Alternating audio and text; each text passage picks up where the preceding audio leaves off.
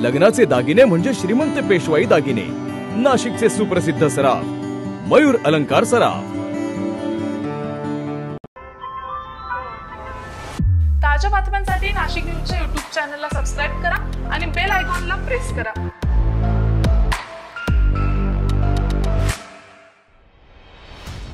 माहेरून ट्रॅक्टरचे हप्ते भरण्यासाठी पैसे आण असं सांगून शारीरिक आणि मानसिक त्रास दिल्यानं विवाहितेने विष प्राशन करून आत्महत्या केल्याचा प्रकार घडलाय। या प्रकरणी तिच्या पतीसह सासरच्या लोकांविरुद्ध आत्महत्येस प्रवृत्त केल्याप्रकरणी इंदिरानगर पोलीस ठाण्यात गुन्हा दाखल करण्यात आलेला आहे।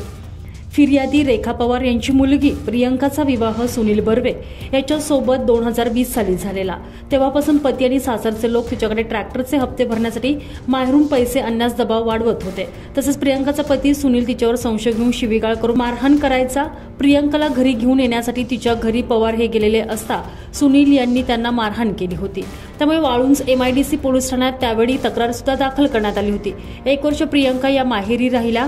त्यानंतर तिच्या पतीनं आम्ही प्रियंकाला चांगले वागू असं म्हणून घेऊन गेला। प्रियंका आणि पती सुनील यांना नंदाई अनिल सुपेकर याच्या घराजवळ येथे राहण्यासाठी घेऊन गेले होते। सोमवारी सायंकाळी सुनील यांनी पवार यांना फोन करून प्रियंकानं झुरळ मारायचे विष सेवन केले असं कळवलं, तर रात्री 9 वाजता प्रियंकाचा रुग्णालयात मृत्यू झालेला आहे। दरम्यान या विवाहितेच्या माहेरच्या लोकांच्या फिर्यादीवरून सासरच्या लोकांविरुद्ध आता गुन्हा दाखल करण्यात आलेला आहे। तुषार ढेपले, नाशिक न्यूज, नाशिक।